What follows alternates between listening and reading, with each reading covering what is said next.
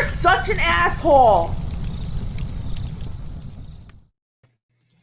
All right, I got a simple request here, and I don't really have that much advice. And I got to be careful because I don't want my experiences interning 20 odd years ago ruining what is potentially a good internship here, because that was 25, 26, 27 years ago, and boomer bosses are scum. And I think the days of unpaid intern, like, okay, rule number one, if it's unpaid, leave. Okay, so there's that. I think but the days of unpaid internships are done. Um, Unless you're like in the liberal arts or the social sciences, because you're an idiot and you offer nothing of value. That's why you should be unpaid. uh, but then also, I think there's been a change in the mentality of at least Gen X bosses. Like, they're not going to dick you around as much as a baby boomer boss would have. And then also, you are electrical engineering. And it sounded like, even back in my day, but certainly talking to young, like, those are a little bit more serious. They are starting to groom you and look for it's like the draft. They want to find their picks that year, that season. So, not too unlike seniors in college football or basketball. They're getting drafted. It's kind of the same thing here. So it seems that, I don't want my bad experiences or the experiences that people who aren't in legitimate fields who have with internships were basically bullshit, ruining it, because it seemed those of you who are in STEM have a little bit more serious potential employers offering internships to you. Okay, so I came up with, it's not a lot, it's 10 items, half of which are if they F with you, leave. All right, that's it. So first, for the benefit of those who aren't in engineering, but even if you are in engineering, if they lied about the duties, you leave. No, you don't give it 2 weeks notice. Done. I quit. You don't give it 2 weeks notice. Like, you give it a day. Okay, first day, nothing's going to happen. Here's where the toilet is, the coffee. Go talk to Karen and HR. Okay. And then you'd be like, is there anything else to do? No, we'll start tomorrow. I'm like, okay. You start tomorrow. Get your computer set up. All right. Oh, username, password issue. Okay. All right. Fine. This is normal. But if you're not pretty clear, like, okay, well, what do you want me to do here now? Give me you don't have your standing orders by the end of the second day. Now you got mismanagement.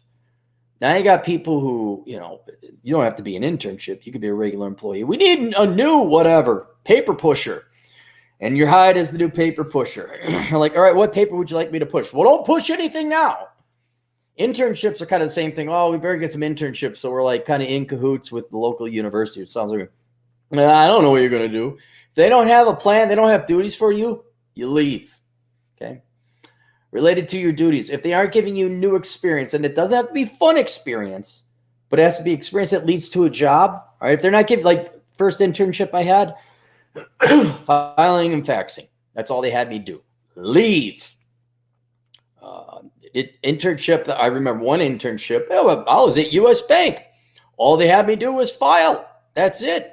Here I am, near 4.0 student. I'm no offense, financial and economic genius, of which there are no things, but it's better than the average people. Want to get them into a banking program or get them into a underwriting program? No, we don't. No. Should have left a long time ago. Didn't get any experience there. None. Just learned to, hey, I already knew my ABCs. I knew that M came before X. Okay. I did that for the better part of the year. So that's it. If they do not have their shit together or dedicate an employee to work with you, at least in the beginning, to show you the ropes and train you, basically if there's no training, they're just like, you'll leave. Because again, they say, well, I thought it was a good idea to get an intern. But they put no time into training. I mean, smart employers would say, okay, we got an intern. He's got a great GPA. Or she's got some certifications, quality, did these classes we really like. Let's get her in here and let's see if it's a fit and a match. And Bob, I want you to show him or her X, Y, and Z. Let's see if she can handle that. Amy, I want you to Phil the new internship. And you go see if he can program that code, if he can make that machine work, okay? And then we'll see what we're gonna. If they don't have something for you, they're not. Leave, leave. And internships are not that important. They're not that important on your resume. Yes, they help, but they're not that important. Now watch some of the news. Like, oh, it's very important now. Good, then find one that actually gets you, teach. I'm not saying, and here's another thing. All your duties are not going to be fun. I know someone that's has an intern in accounting. If you didn't know, accounting is boring. So don't say, oh, this isn't fun. Yeah, it's not supposed to be fun, but is it giving you a skill? Like in accounting, are you learning to do accounts payable? Are you learning to do accounts receivable? Are you learning to do inventory? Well, you can put that on your resume. An actual practice. You can't just say file and fax and office work in Microsoft Office. You need to put a specific, they taught me databases. Something specific. If not, leave.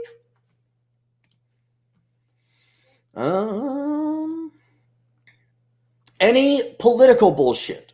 I mean, office politics, beyond, there's always going to be politics.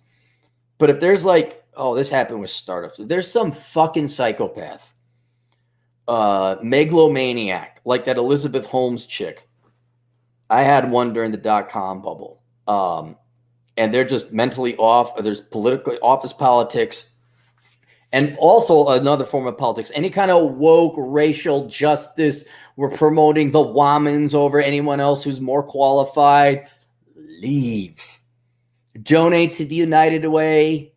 I talked to another client a couple videos back, but and this isn't necessarily politics, but our corporate culture, we'd really like you to come to this weekend retreat with us. Really?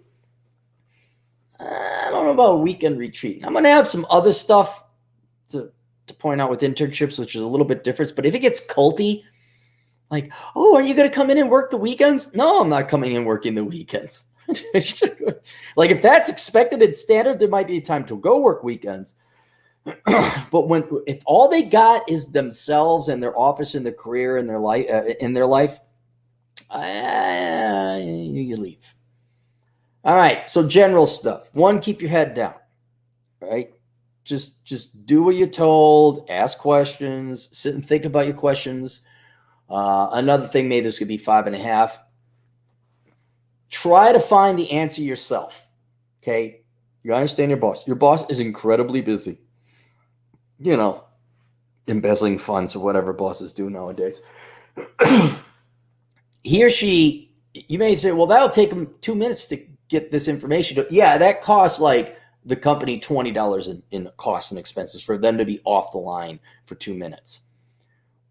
Now, I'm not saying don't find guidance or leadership, or if you can't find the information, but you usually should be able to find the information you're looking for on the computer, through the internet, something like that.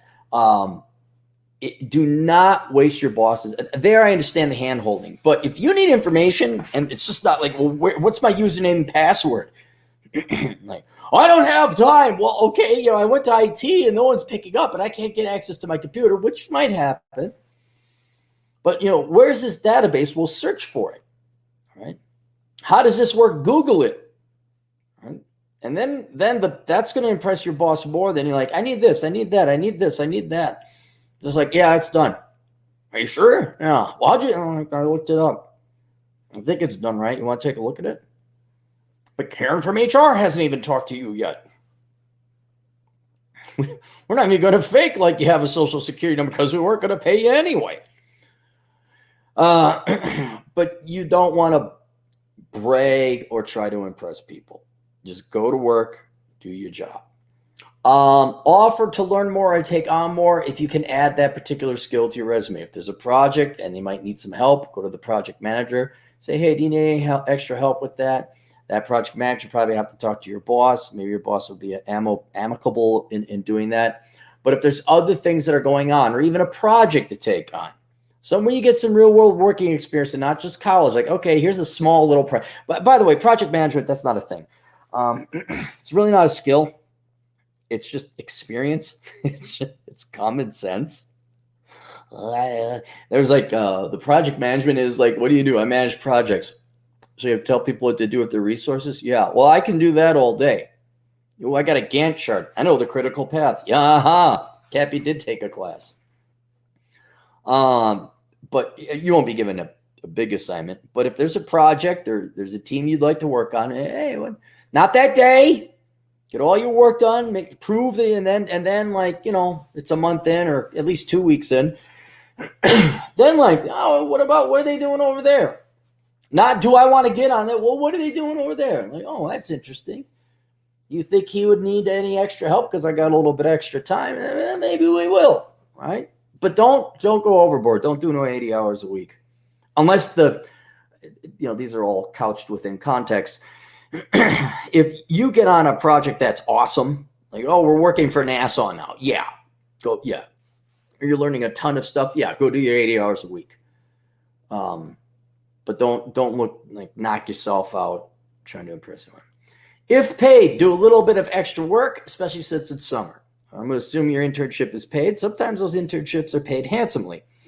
But if you're getting paid, there's nothing wrong with putting a little overtime. Not a ton, just a little, unless, again, the project is very interesting and you're learning a lot. The reason I say especially since it's summer is because you don't have school. Still go have fun with summer. I'm not saying work 80 hours a week. But, if you got a little bit of extra time, the project, you could spend the extra half an hour at the office, get it done, avoid rush hour during the day, evening. I would do that.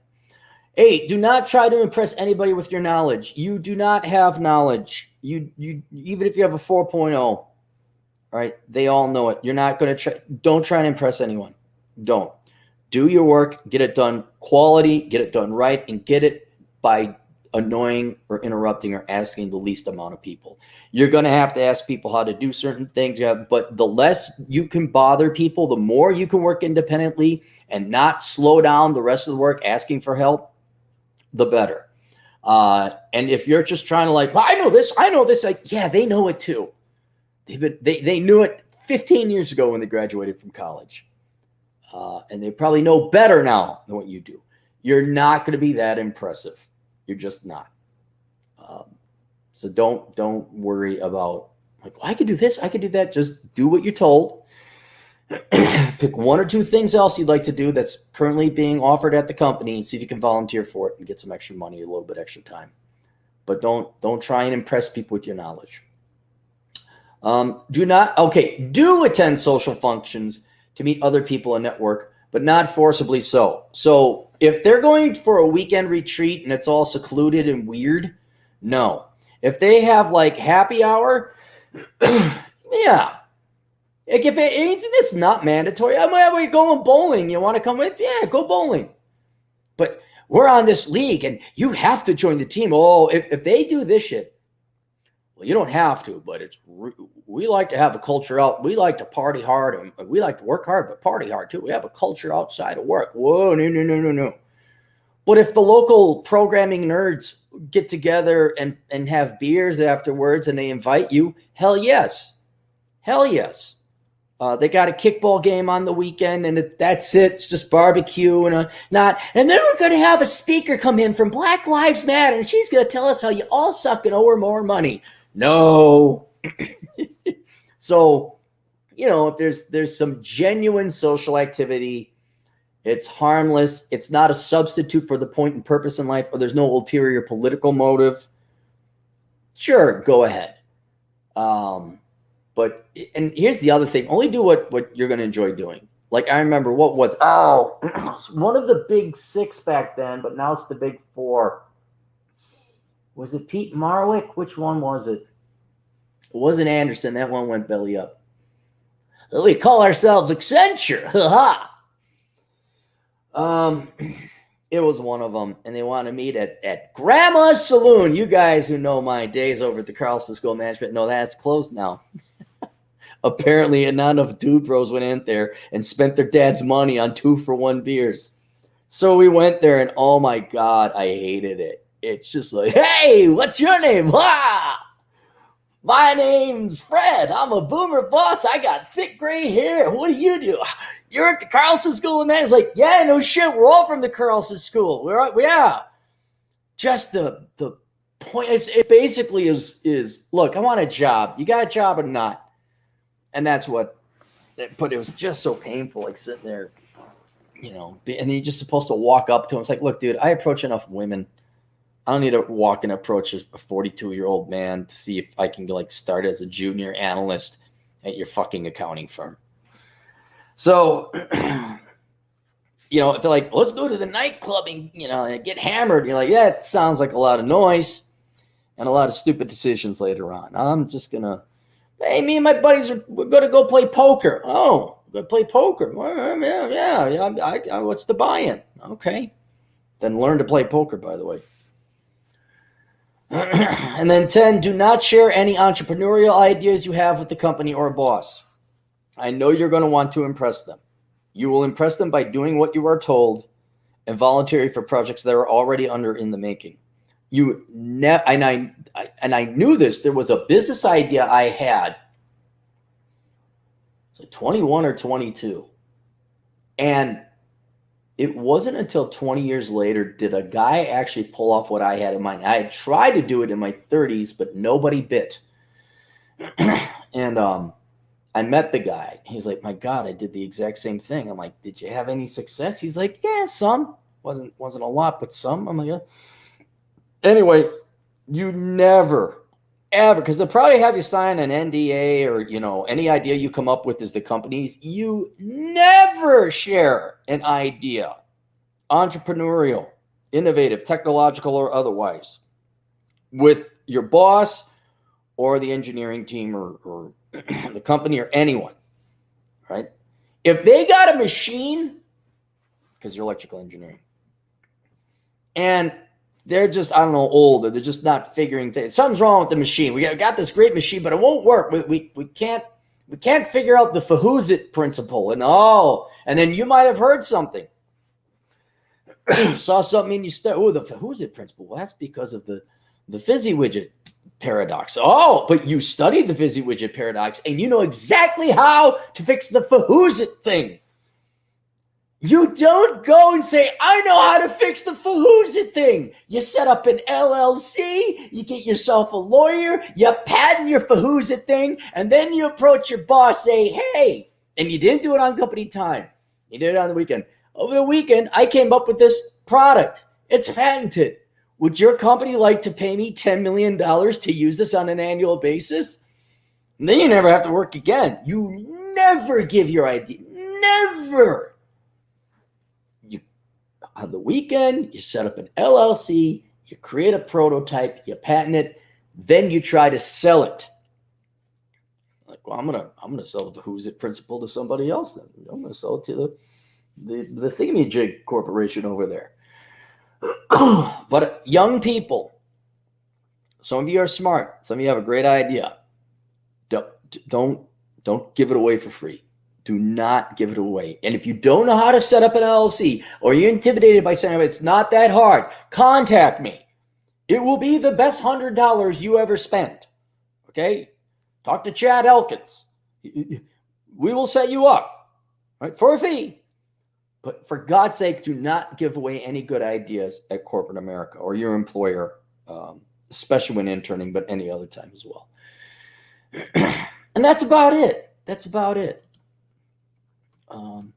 Don't ask on any of the girls because you're a guy. Don't ask out the girls. Head low, do your job. Just don't be a douche. And the second they're wasting your time, get the fuck out. Did you know, Matt? $2 Canadian. Cappy, you're back. You did it. I'm so happy. Yeah, I am. I'm more or less here. I kind of got it. It's not. You guys remember Return of the Jedi, the Death Star that wasn't completed, but it was. It was this fully operational Death Star. It's like that. It's fully operational. Doesn't have bidet toilets. We still got urinals. There's some other things that need some working on, but it's fully operational. I can live here, but there's still a lot of work to be done. And now all proceeds because the house is bought and I got the mortgage. Many thanks, by the way, to all you guys who made donations and all that with the Cappy Bailout Fund of 2020 or 2021. The mortgage is actually pretty low. So thank you for all that. Now the money goes to, where is the money going to? It's mundane stuff like toilet paper. I got some spray paint the other day. Geez, what the heck am I buying? There's not a lot. Oh, furniture. That's where the money has been going. But I think I bought most of the furniture I'm going to buy. I furnished like an entire floor. Very nicely, I might say, for under $5,000. This is not exactly a small little one-bedroom place. It was a 3 rooms, because every room needs a little bit of something, and an entire living room and kitchen. $5,000. Huh? Who's your favorite quarter Jew? Right here. This guy here. This guy is right here. Herschel Clary. All right, there we go. And then the downstairs, I'm waiting until next year. What I'm waiting for is things to go on sale, because I'm like, I got enough going on. I did buy an Oculus Quest 2, though. That was my treat for me, so I'd have some video games to play, and it's very fun. So that's about it. But it's a fully operational Death Star. Sam Whiskey, $2. Cappy, where's the blue rubber band? It's right there. I just don't have my here. Well, that'll disconnect it. I don't want to touch it. No, I got it. I just don't have my microphone boom. So the blue rubber band. Remember, $3,000. I'll get a new one. All right, there you go. Questions and answers, AstroConsulting.com. I'll see you guys later. Toodles.